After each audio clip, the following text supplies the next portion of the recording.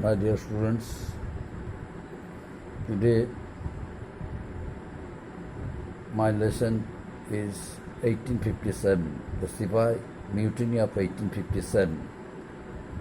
The points mentioned in the board, I am going to explain it. The first point, political causes. Second point, social discontent. Third point, economic factor. Fourth point, discontent and among the sepoys. The first point, political causes. Political causes. My dear students, the revolt of 1857, which was started in India by the sepoys, gave a special and concrete land in India for the Indian people. They were able to understand that they could protest against the British, they could organize a revolt. The people of India hardly could expect that they would be able to start or organize any revolt against the British. But the Sepoys of India during the revolt of 1857 proved that they were able, they could protest against the British oppressive law, the British repressive policy. So the revolt, in that sense, we can say that the revolt of 1857 was the first great incident, the first great revolt which shook the foundation of the British Empire in India. You know, it was a fact that the revolt of 1857 did not, happen all on a sudden. There are some reasons behind it, like social causes, political causes, religious causes, economic causes. There are so many factors which led to the outbreak of 1857. Besides, another point that is important, the political causes, in fact, consisted of the policy of annexation of Lord Dalhousie, his imperialistic attitude, his imperialistic policy created nationwide dissatisfaction among the Indians, widespread discontent.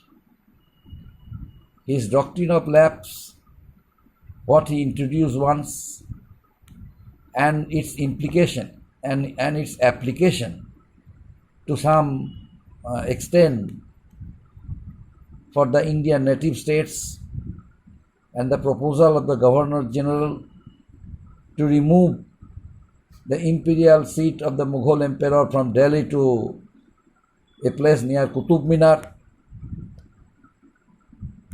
The discontinuation of the pension of Nana Sahib, the adopted son of Peshwa Bajirao, the taking over of the state of Ayodhya, bringing false allegations against the Nawab of Ayodhya, the place Ayodhya, the state Ayodhya, where loyalty was beyond doubt. This incident created a feeling of great discontent among the Indian people. Against whom? Against the British. It was just a question of time when the grievances would take a violent form. Next one, social distinction. social distinction. In the social sphere of life, in the social sphere, the gradual spread of the British rule generated a feeling of suspicion among the Indian people, and the spread of the railways, spread of the telegraph, and the Western education created nationwide dissatisfaction among the people of India.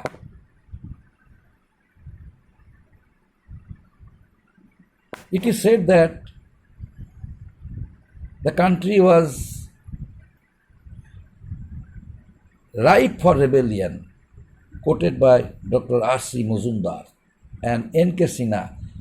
He also quoted from another angle, the famous historians, both of them.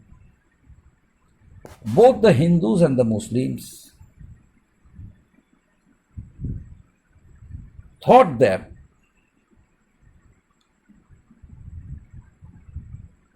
their religion was in danger.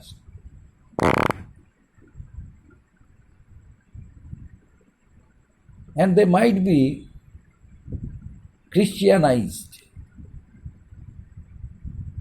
because the British harmed the sentiments, the religious sentiments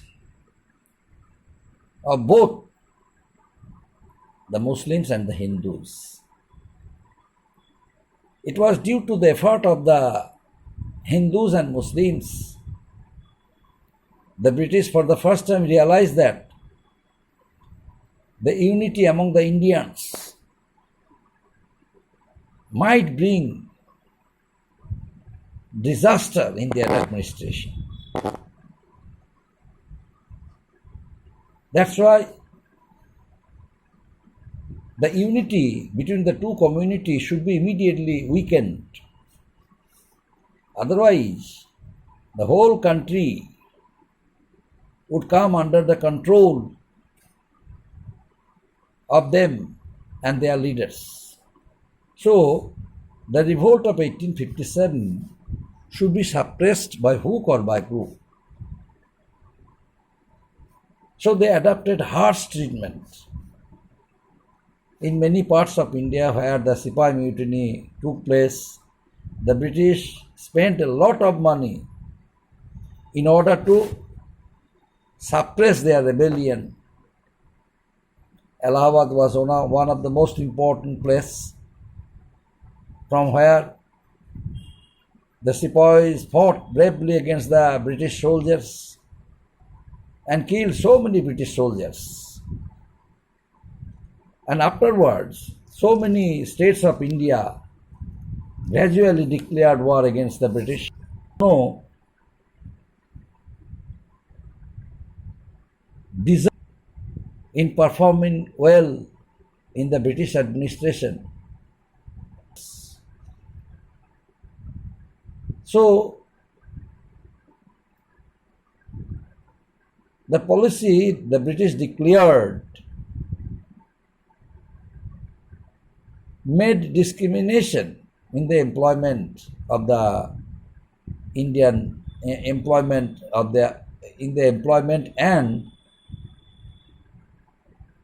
the British created great discontent among the educated people.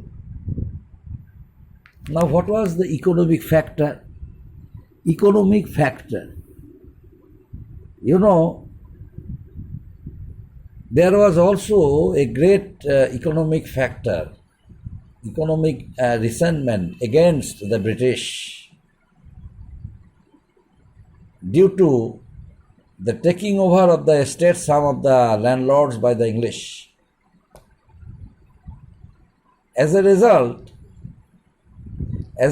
of it, there was the rapid rise of unemployment among the followers, the resumption of rent-free tenures, also caused much hardship to the zamindars and landed aristocrats. The Indian Commission appointed by Lord Dalhousie acquired about 20,000 estates in the Deccan. So, apart from this, the British rule, apart from this, the measures of the English at Ayodhya, deprived the soldiers who belonged to Ayodhya. As a result of it, Ayodhya became a hotbed of discontent. The Nawab of Ayodhya was a very peaceful one. Maximum number of soldiers, they were from Ayodhya. They had great respect for their Nawab.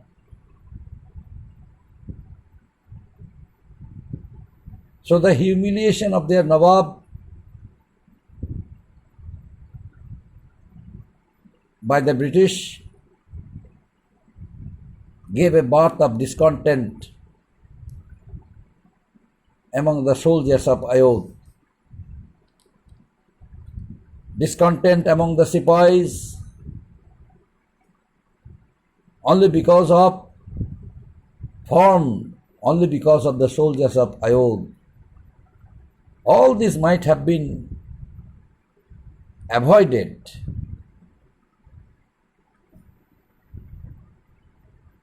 and there would have been no revolt if the Sepoys remained loyal to the British as before.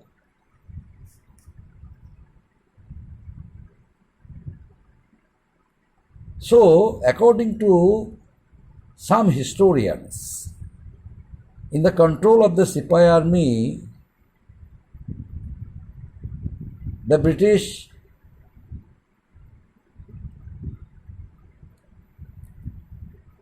took their position and adopted a good strategy in order to crush their revolt. In the first place, the Sepoys disliked and were tired of their occasional engagements like, so many days, months, they were outside their houses. So they were actually tired and wanted to get back to their houses. Besides, the British took its advantages.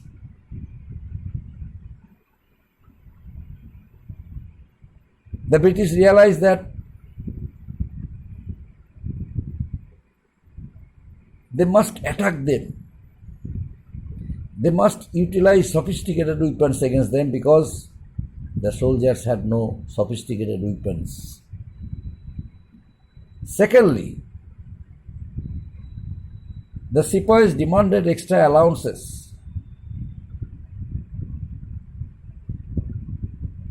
But the British did not approve it.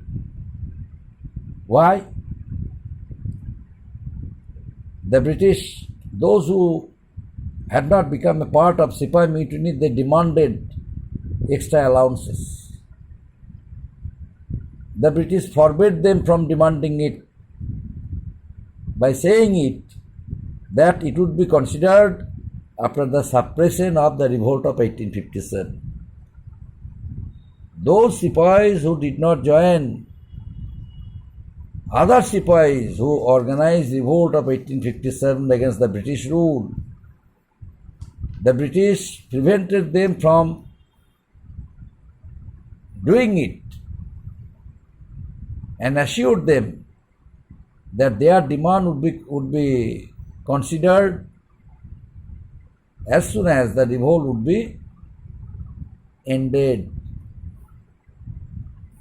And only by that reason The discipline in the army, particularly in Bengal, in our state,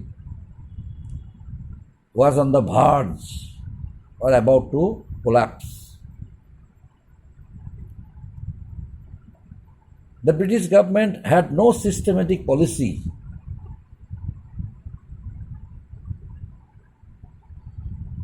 adapted impartially. Promotion in the army was strictly on seniority and on the basis of, on the basis of efficiency or age was not taken into account. Ultimately, the British made them discontent. For an example, many Sipais of Ayodh raising the incident of their own state, Ayodh, which was annexed by the British, bringing a false allegation against the Nawab that Nawab failed to establish law and order in the state. But it was absolutely wrong, because the people of Ayodh had great respect for Nawab. Thank you, my dear student. It is load shedding. Afterwards, I shall continue it.